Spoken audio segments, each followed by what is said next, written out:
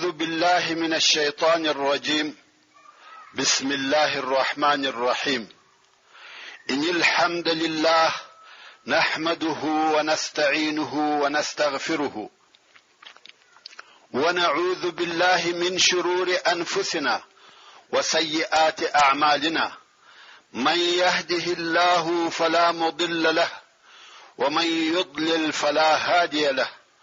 وأشهد أن لا إله إلا الله وحده لا شريك له وأشهد أن محمدا عبده ورسوله صلى الله عليه وآله وأصحابه وسلم تسليما كثيرا.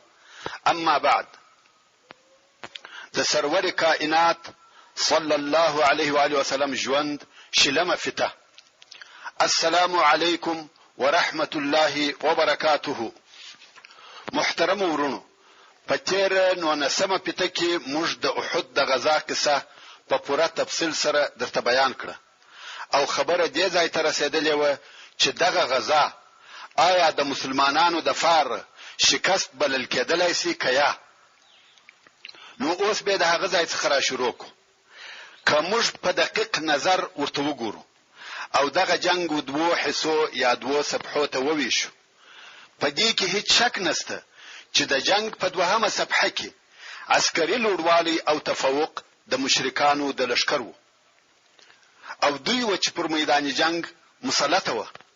د ارواحو یا انسانانو تلفات د مسلمانانو په طرف کې ډیر او زړه دردونکي و او د مسلمانانو یوې ډلې د شک وتلې شکست وخوړی ځکه وتښتېده او لاړه.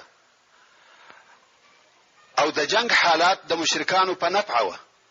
خو بالمقابل هلته یو څو شی شته چې موږ د دې څخه منع کوي چې موږ ووایو چې په دې جنگ کې فتح او بری د مشرکانو وو. هغه دا چې اول د کفارو لشکر دا ونه کولای سوای چې د مسلمانانو مرکز یا قرارګاه ونیسي یا یې تر تسلط لاندې راولي. دوهم، د مسلمانانو د لشکر ډېرې حصې و تیښتې ته رجوع نه ده کړې. که څه هم په لشکر کې ډېره بېنظمي او ګډوډي پیښه سوه، خو بیا هم په شجاعت او قربانۍ سره پر خپل مرکز او د قیادت پر ځای سره راټول او جمع وه. دریم، د مسلمانانو د لشکر څخه یو نفر هم مشرکانو د بندي پر قسم ونه نیوی او مشرکانو د مسلمانانو څخه هیڅ شی د غنیمت پر قسم وانه خستی. څلورم، کفارو د جنگ دریمه صفحه نکړه شروع سره د دې چې د مسلمانانو لشکر په میدان جنگ کې موجود وو. دوی رهیس وو. په هغه وختو کې دا عادت وو چې فاتح لشکر به 2 یا 3 ورځې پر میدان جنگ پاتې کېدی، خو مشرکانو دغه ورځ هم پر میدان جنگ نکړه تیر، بلکې ډېر ژر یې کډي وتړلې. د مخه تر دې چې مسلمانان د میدان جنگ څخه ووځي، دوی میدان جنگ پرېښاوه. پنځم، مشرکانو دا جرأت ونه کړ چې مدینه منورې ته د منځیانو د نیولو یا مالو اخیستلو د پاره ورننوځي، که څه هم مدینه منوره فقط څو ګامه د دوی څخه لري و. د مدینه منورې لار و دوی ته خلاصه او د خلکو څخه هم خالی و. نو دغه ټول شیان او علامې موږ ته په تاکید سره دا راښیي چې هغه څه چې قریشو ته په لاس ورغله هغه فقط یو فرصه وه چې مسلمانانو ته ډېر تاوان ورسوي، خو په هغه خپل اصلي مقصد کې چې پس له محاصرې دي د مسلمانانو لشکر په کلي ډول سره محو او نابود کې مطلق ناکام شوه. او ډېر ځله دغسې تاوانونه لکه مسلمانانو ته چې ورسېده و فاتح او کامیاب لشکر ته هم پیښیږي. نو دا چې دغه جنگ دی د کفارو د پاره بری او کامیابی وي، هیڅ کله داسې نه ده، بلکې د ابو سفیان دغه تلوار چې د میدان جنگ څخه ډیر ژر ووتی موږ ته دا ثابتوي چې دی پر دې بیریدي که د جنگ دریمه صفحه شروع سي د لشکر ماته او شکست خوري. او که موږ د حمراء الاسد په غزا کې د موقف تر نظر وباسو، نو دا په تاکید سره ویلای شو چې هو ابو سفیان په بل جنگ کې د خپل لشکر پر ماته بیریدي. نو موږ دغه څېړنې په نتیجه کې دا ویلای سو چې دغه جنگ نه د مسلمانانو د پاره شکست وو او نه د کفارو د پاره بری او کامیابی وو، بلکې دا فیصله کوونکی جنگ نه وو. دا داسې جنگ وو چې هرې ډلې ته د کامیابی او تاوانو خپل حصہ ورسېده، چې داسې جنگ ته په حربي اصطلاح کې غیر منفصل جنگ ویل کیږي. او همدغه موضوع ته الله عزوجل د سورة النساء په 103 نمبر آیات کې اشاره کوي او فرمایي: ولا تهنوا في ابتغاء القوم ان تكونوا تعلمون فانهم يعلمون كما تعلمون وترجون من الله ما لا يرجون وكان الله عليما حكيما. يعني اي مؤمنانو، تاسو د کفارو په جنگ او تعقیبولو کې سستی مکوئ. که تاسو خوږیږئ نو بهشکه چې دوی هم داسې خوږیږي لکه تاسو چې خوږیږئ، او تاسو د الله جل جلاله څخه د اجر او ثواب امید لري چې کفار دغه امید نه لري. او الله جل جلاله پر هر څه عالم دی او د ښه حکمت خاوند دی. نو الله عزوجل دغه دوه لښکره یو د بل سره په دردو او زخمو کې سره مشابه کړه، چې د هغه څخه موږ دا را ایستلای سو چې مسلمانان او مشرکان په دغه جنگ کې سره مساوي وو، او دواړه ډلې په داسې شکل سره د میدان جنگ څخه ووته چې یو هم غالب نه و. ورونو، مسلمانان باید هیڅ کله د کفارو د جنگ څخه ونه بیریږي. په همت او مړانه باید د کفارو و جنگ ته وروځي. هو، په جنگ کې به مسلمانانو ته دردونه، زخمونه، شهادتونه او تکالیف ورسیږي، خو کفارو ته هم په عین شکل سره دردونه، زخمونه، وژنه، ستړیاوي او تکلیفونه ورسیږي. مګر یو فرق موجود دی، هغه دا چې مسلمانان د دغه دردو او زخمو په مقابل کې د خپل رب څخه امیدونه لري. د ابدي ژوند راحتونه، جنتونه او نعمتونه غواړي، خو کفار هیڅ امید نه لري، فقط دغه دنیوي ژوند دی او هغه هم په دغه دردو. د احد پر غزا الهی تعلیق او تبصره. ورونو، د الله جل جلاله د طرفه څخه د احد د غزا په متعلق آیاتونه نازل شوه چې دغه جنگ پر ټولو مهمو نقطو یې مرحله په مرحله روښنايي اچول، او هغه سببونه یې روښانه کړه چې دغه تاوانونه په وجود راوړه، او د ځینو مسلمانانو هغه ضعیف اړخونه یې ښکارا کړه کوم چې تر اوسه پورې په ځینو کسانو کې موجود و. هغه کسان یې متوجه کړه چې په دغه مهم او فیصله کوونکو وختو کې د هغو واجب وظیفه چی شده، او دغه امت چې تر نورو امتو افضل او بهتر دی هدف او مقصد چی شدی. او بیا قرآن مجید د منافقینو حالات بیان کړه، هغه رسوا کړه، د هغه د زړه حالات ښکارا کړه چې د الله او رسول الله صلی الله علیه و آله وسلم سره عداوت وو، او هغه وسوسه او شبهه یې استکړه چې د ضعیف مسلمانانو په زړه کې ورګرځیدلې. هغه د سیسه او فتنه چې منافقینو او د هغو ورونو يهودو په مسلمانانو کې نشرولې، هغه واضحه او افشا کړه، وهغه حکمتو او شو مقصدو ته اشاره وکړه کوم چې دغه جنگ په نتیجه کې په وجود راغله. مقصد دا چې د سورة آل عمران 18 آیاته د احد د جنگ په باره کې نازل شو، چې د جنگ اوله مرحله د الله عزوجل په دې قول سره شروع کیږي چې فرمایي: وَإِذْ غَدَوْتَ مِنْ أَهْلِكَ تُبَوِّئُ الْمُؤْمِنِينَ مَقَاعِدَ لِلْقِتَالِ.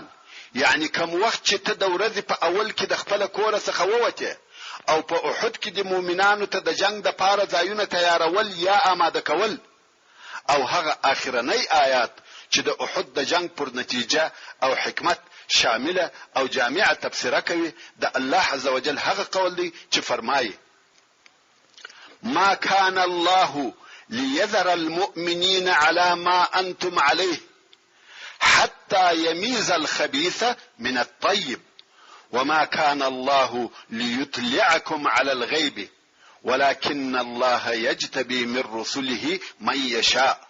یعنی الله عزوجل داسې ندی چې مؤمنان پر هغه حال پریږدي چې هم دا اوس تاسو یاست، ترڅو چې الله جل جلاله ناپاکه د پاکو څخه جلا نه کړي.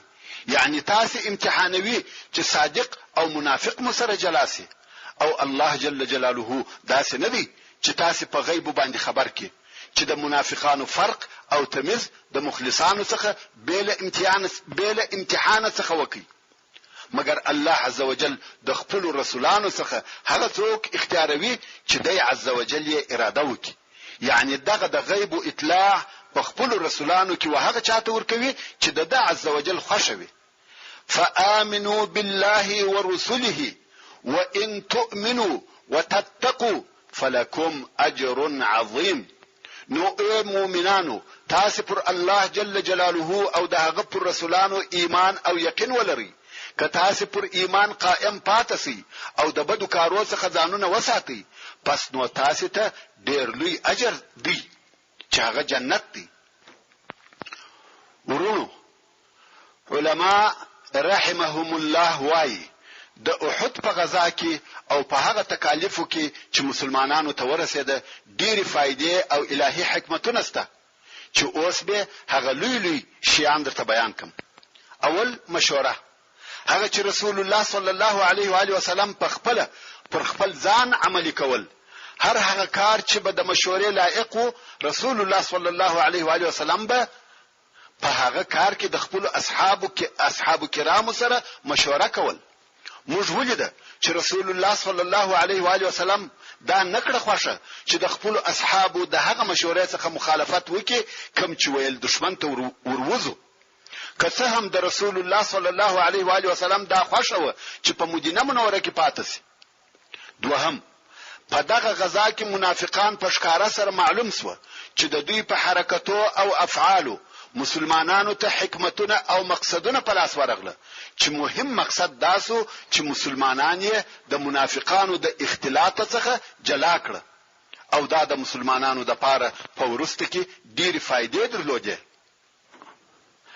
نن ورځ به مهم داسې مثالونه لیدلي او اوریدلي وي. موږ ولیده چې عبد الله ابن ابي ابن سلول 300 نفر خپل متابعین پس له هغه څخه چې د مدینه منورې څخه د مسلمانانو سره راووتل، بیا یې د رسول الله صلی الله علیه و آله وسلم او مسلمانانو څخه څنګه جلا کړه. پښکارا سره دا بهانه جوړ کړه چې رسول الله صلی الله علیه و آله وسلم د هغه مغرور ځوانانو رائے قبول کړه او ما غوندې د عقل او تجربو د خاوند رائے پریښول. خو په حقیقت کې د جنگ نه غوښتي، نه غوښته چې ځان د خطر وضعیت ورواچوي چې دا د منافقانو د هغه معلومو علامو څخه دی. دوی غواړي چې د اسلام په نامه سره غنیمتونه لاس راوړي او د اسلام په لار کې د ستړیاو او تاوانو څخه ځان وساتي.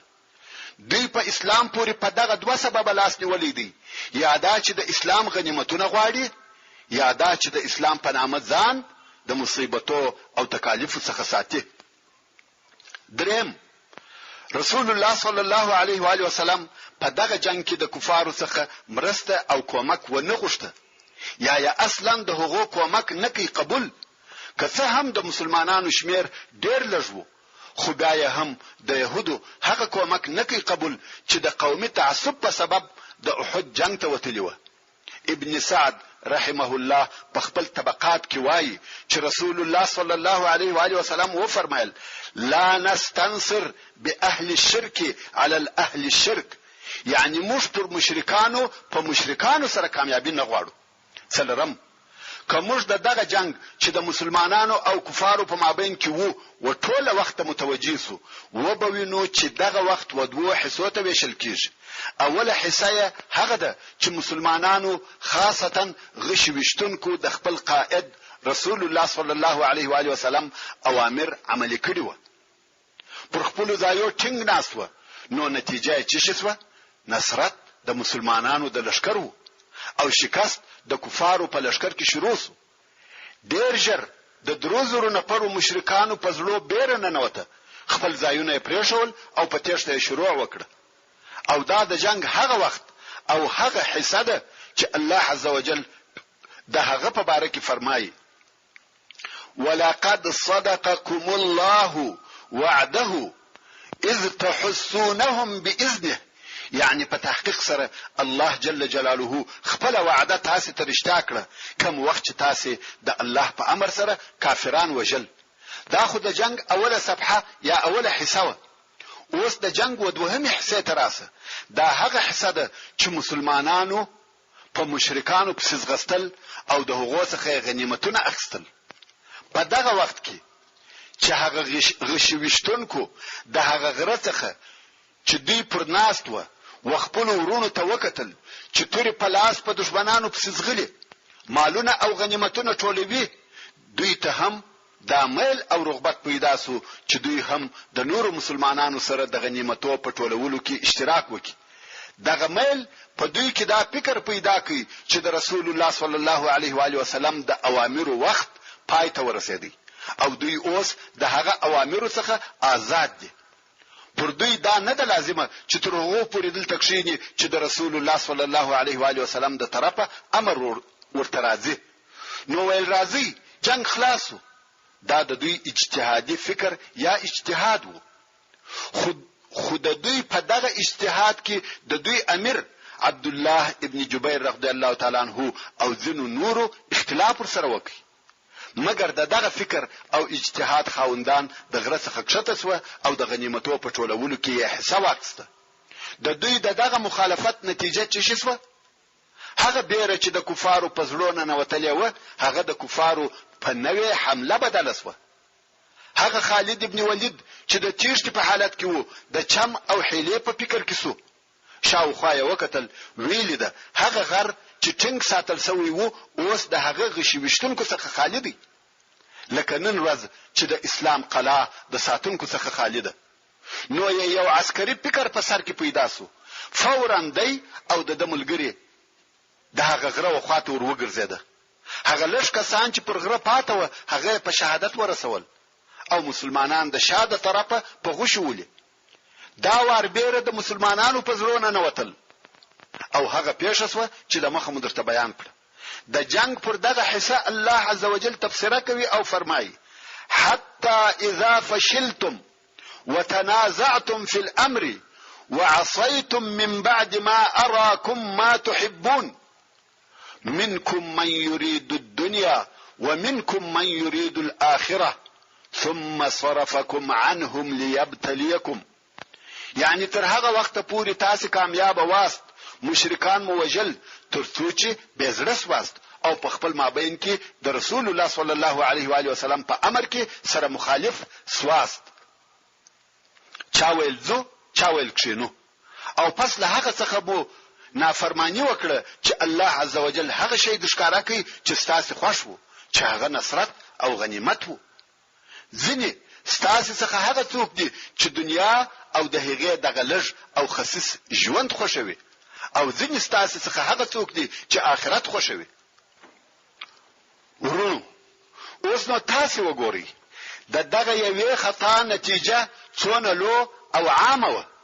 د مسلمانانو په لشکر کې د یو څو لږو کسانو د خطا نتیجه و ټول مسلمانانو ته ورسېده. الله عزوجل و مسلمانانو ته د رسول الله صلی الله علیه و آله وسلم د نافرمانی نتیجه وروښول. ته د هغه لږو مسلمانانو هغه لږ خطا او د نن ورځې د مسلمانانو دغه ډیری او قسم قسم خطاوي او نافرمانی چې د عام او خاصو خلقو د ژوند په هر اړخ کې ویني سره وسنجوه. بیا نو د الله جل جلاله و لطف او کرم ته فکر وکړه چې موږ ولې دغه خپل ګناهو په سبب نه هلاکوي. حتی امر بالمعروف او نهي عن المنکر مو پرې ایښی دي.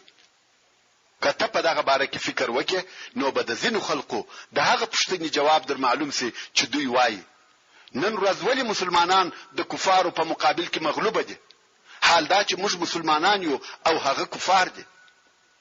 پنځم موږ ولیدل چې رسول الله صلی الله علیه و آله وسلم دغه جنگ په دوهمه حصہ کې ډېر آزار کړی سو. وژای وکټل سو، سر مبارک زخمی سو، غاښ مبارک مات سو، پر مخ مبارک ویني په شدت سره بهیدلې، چې دا ټوله د هغه مسلمانانو د خطا نتیجه و چې د خپل قائد رسول الله صلی الله علیه و آله وسلم د امر څخه مخالفت وکړي.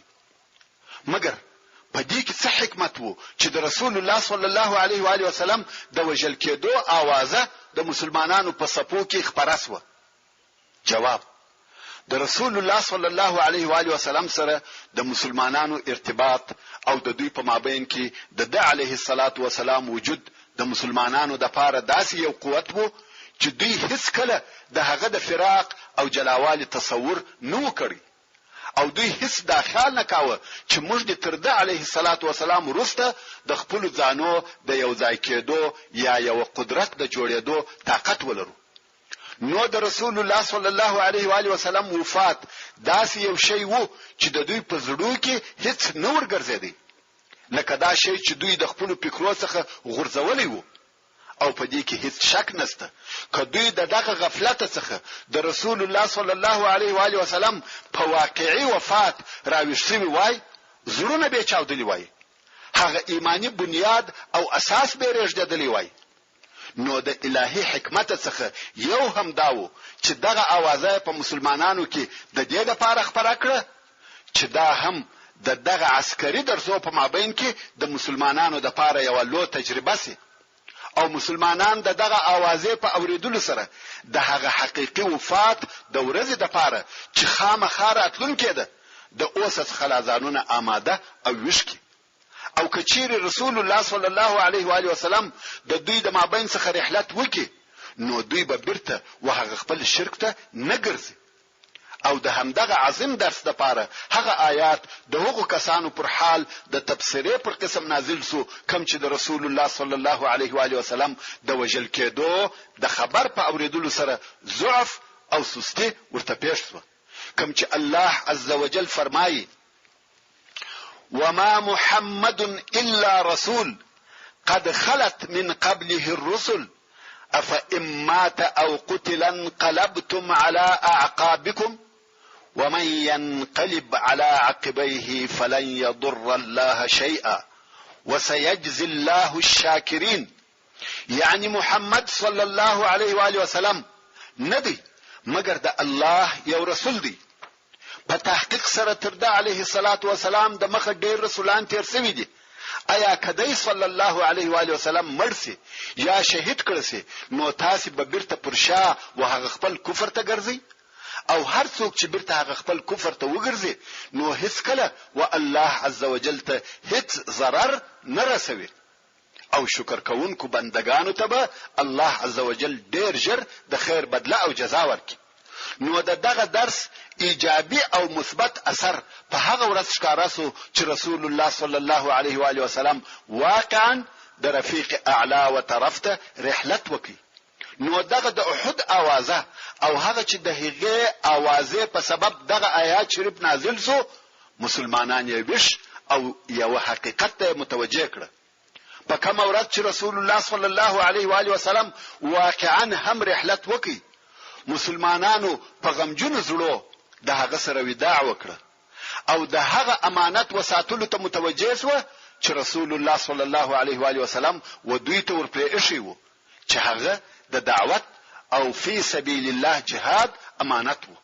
او دغه امانت په ساتلو سره مسلمانان په خپل ایمان کې قوي او په عقیده کې شدید پاتې شو. منګر نن ورځ پر دغه نو تاسو نور تفسیر وکړي. شپږم، د انبیاء علیهم السلام د ژوند عادت داسې وي چې یو وار په امتحان مبتلا کیږي او بیا اخرنی کامیابی د دوی وي. او په دې کار کې حکمت دادی که همیشه کامیابی د انبیاء علیهم السلام سره وي نو به په مسلمانانو هغه څوک نه نوځي چې واقعا مسلمانان نه دي، نو به صادق او منافق نه سره پیژندل کیږي. او که همیشه شکست د دوی سره وي نو هغه د بعثت او نبوت مقصد نه تر سره کیږي. نو د الهي حکمت دا تقاضا و چې نصرت او شکست دواړه سره یو ځای کړه چې صادق د کاذب څخه معلوم او جلاسي. او دا هم په دې سبب چې د منافقانو نفاق د مسلمانانو څخه پټ وو. کوم وخت چې د احد دغه قصې پیښ شوه او منافقانو هغه خپل نفاق په قول او عمل کې ښکارا کوي، مسلمانان پوسوه چې دوی په لباس کې دشمنان لري، نو وهغه ته آماده سو او د هغه څخه ځانونه وساتل.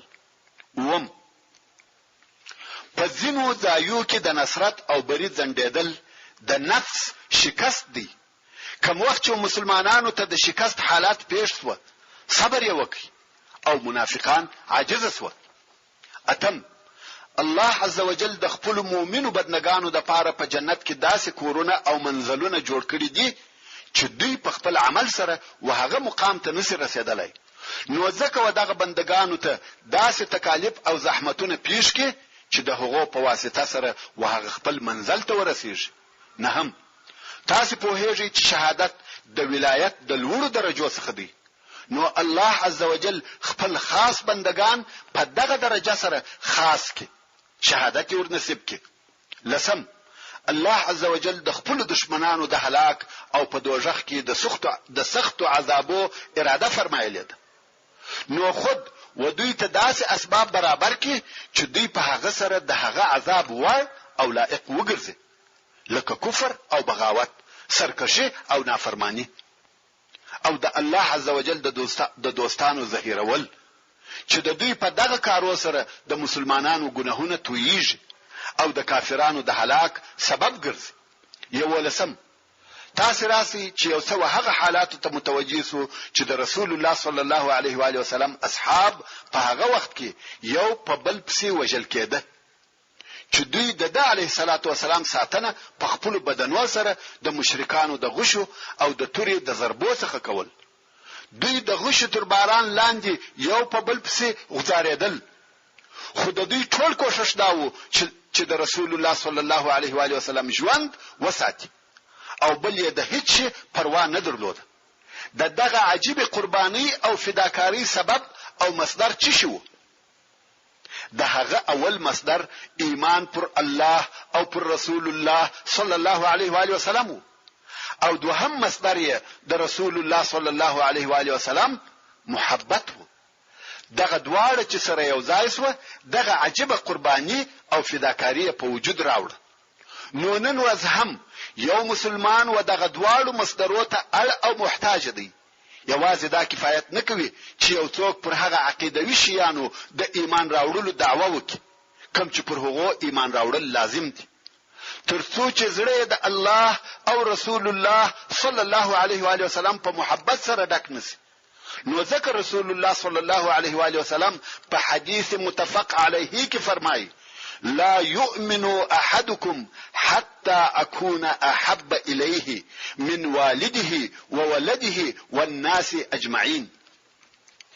یعنی تر هغه د یو چا ایمان کامل نه دی ترڅو چې زه هغه ته تر خپل پلار او خپل زوی او تر ټولو خلقو خوش او ګران نسم. او دغه محبت تفصیل او بیان داسې کیږي. الله عزوجل و انسان ته عقل او زړه ور کړی دی.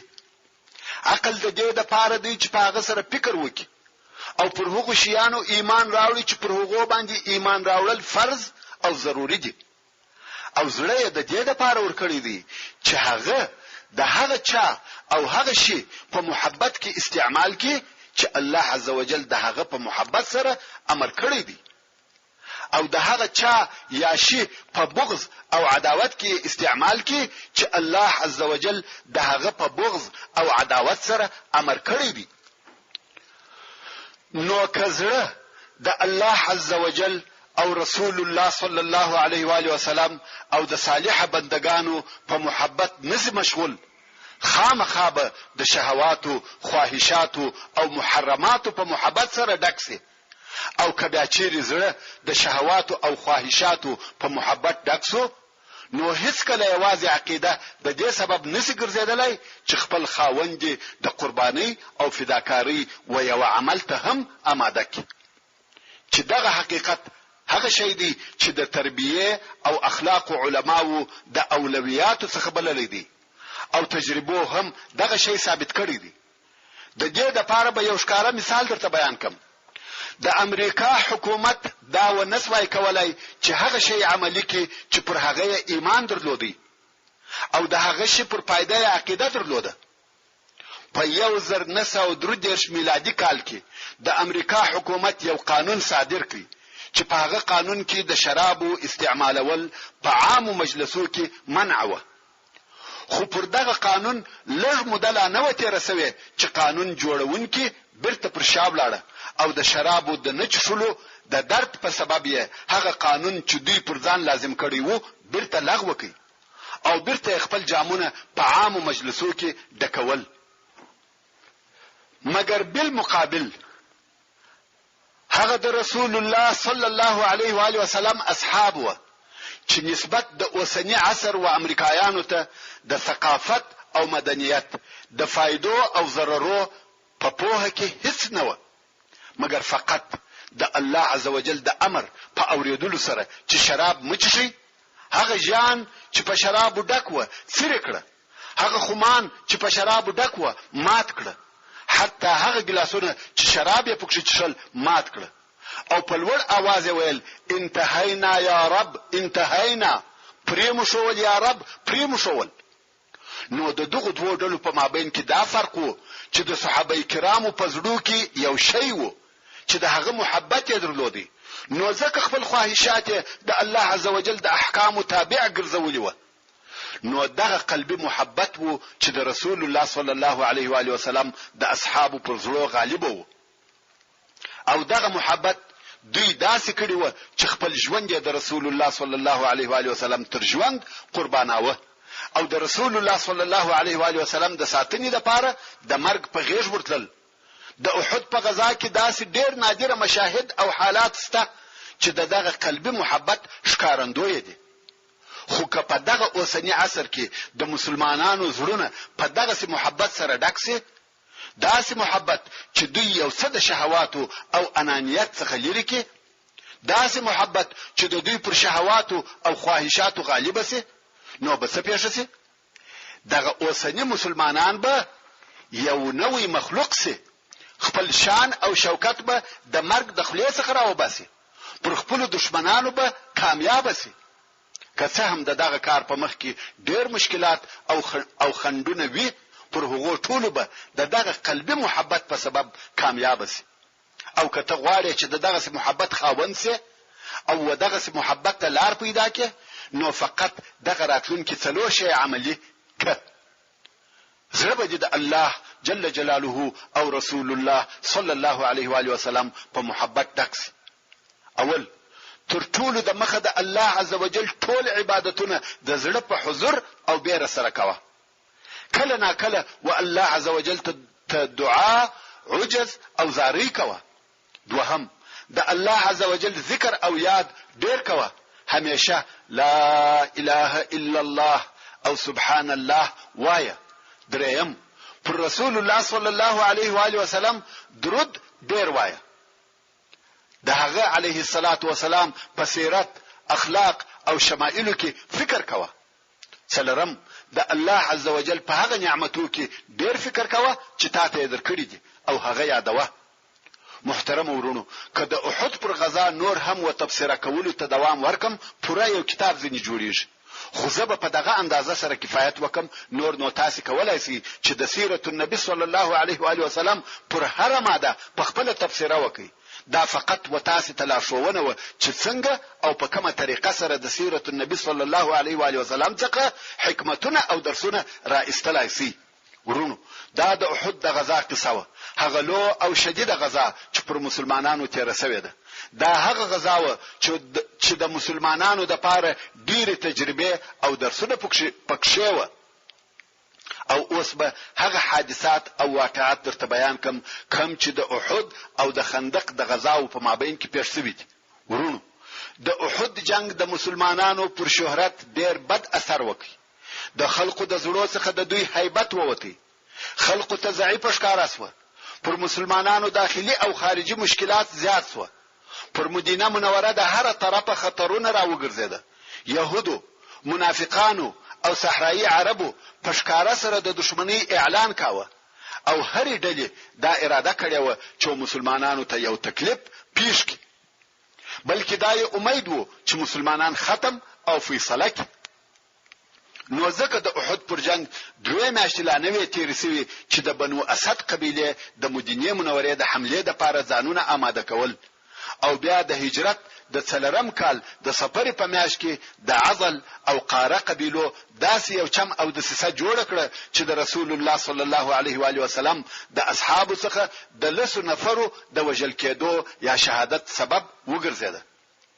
او په عین دغه میاشت کې د بنو عامر قبیله داسې یو خیانت وکړي چې د رسول الله صلی الله علیه و آله وسلم او یا نفر اصحاب کرام پکښ ووژل شو، چې دغه واقعه د بئر معونه په واقعه سره مشهوره ده.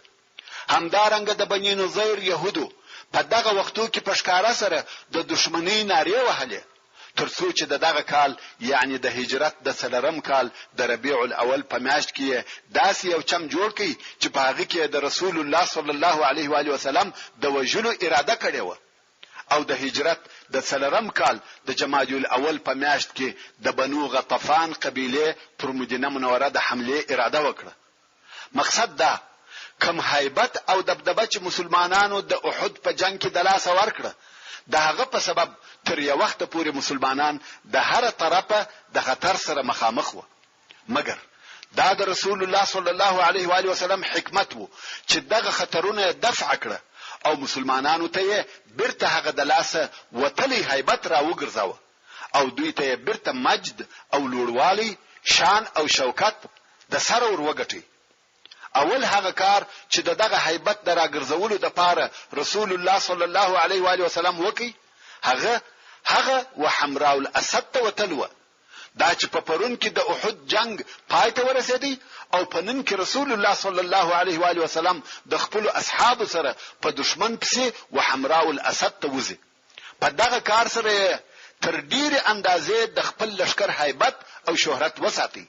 په دغه کار سره د مدینه منورې يهود او منافقان په حیرت کې واچول او بیا تر هغه وروسته نور داسې عسکري مناورې تر سره کړې چې په هغه سره یوازې دانه چې مسلمانانو خپل پخوانی هیبت لاس ته راوړي، بلکې تر هغه زیاتوب هم وکړي.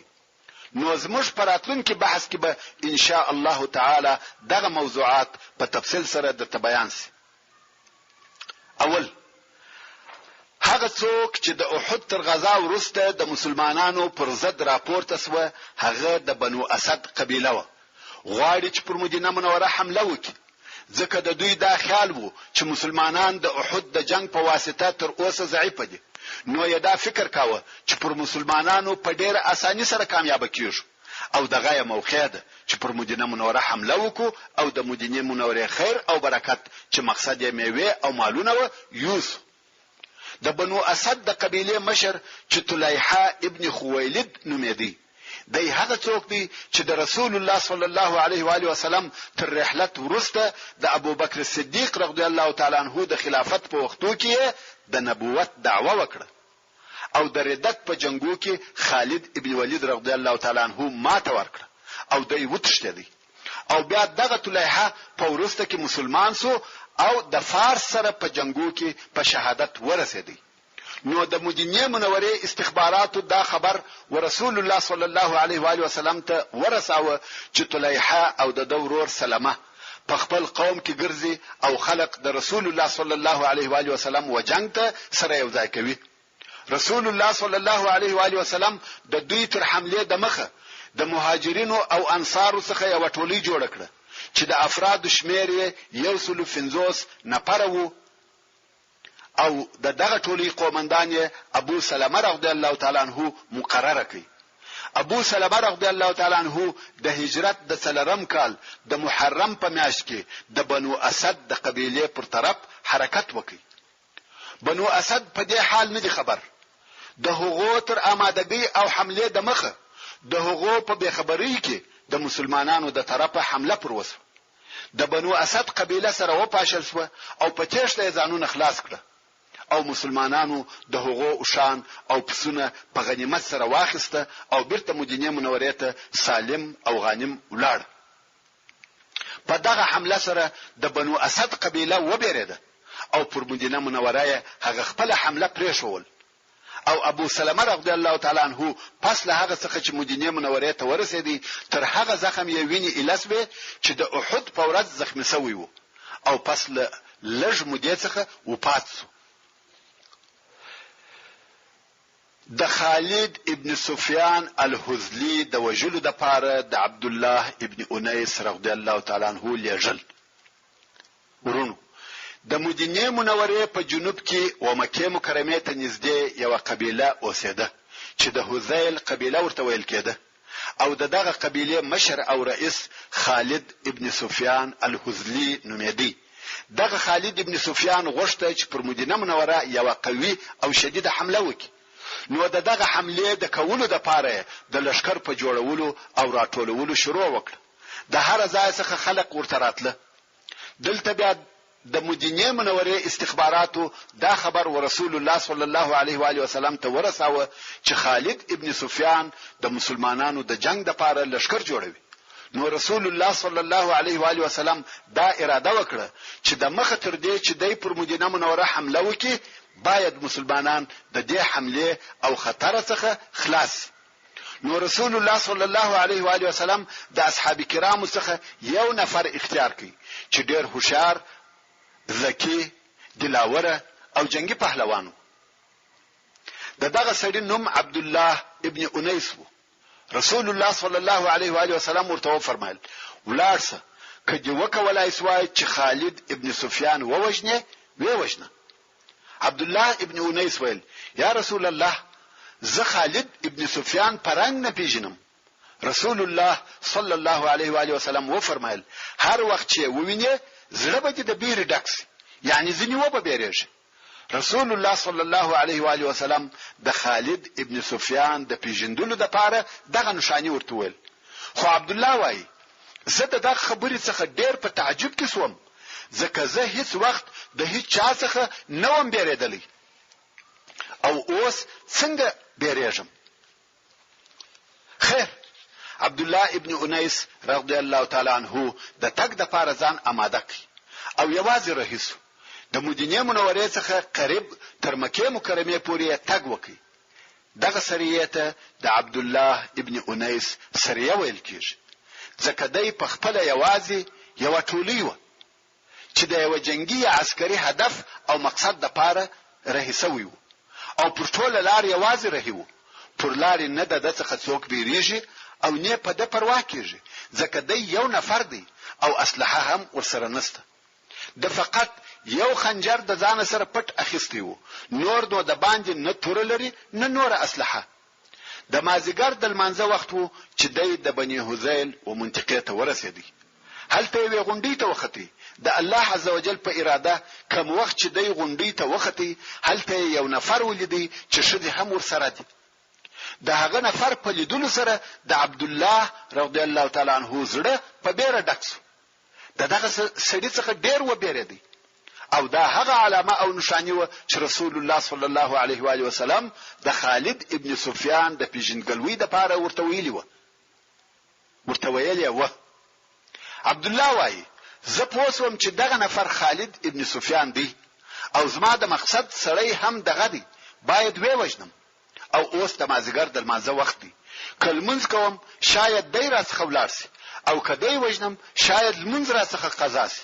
نو زه د پر طرف رهیم او په اشاره سره لمنځ کوم ترڅو چې خالد ته ورسېدم مال منځ پورا کړی وو. خیر خالد ته ورسېدم. خالد پښتنه راڅخه وکړه چې څوک یې؟ ما ویل د خزاعه د قبیله یو نفر یم او اوریدلی مې دي چې د محمد صلی الله علیه و آله وسلم د جنگ د پاره لشکر جوړوي. نو مې دا خوښه وبلل چې تاسو سره په دې جنگ کې شریک سم. خالد ویل هو شدی. ما نور خبري ورسره شروع کړه. خالد زما د طرفه مطمئن او بیغمه وو ځکه زما سره هیڅ اسلحه نشته. نو ده هم مجلس را سره شروع کړ او هغه د سره ملګری شذي زموږ څخه یو څه لري سوی. عبد الله رضی الله تعالی عنہ وای کوم وخت چې شذي لري سوی نو می خنجر راويستي او پر خالد وارونه کوم ترڅو چې دا می یقین سو چې اوس نو مړ دی. د خالد سر می پریکي او را سره وامخستي. ورسته شذي راغله کګوري سړی مړ پروت دی او زت لریم.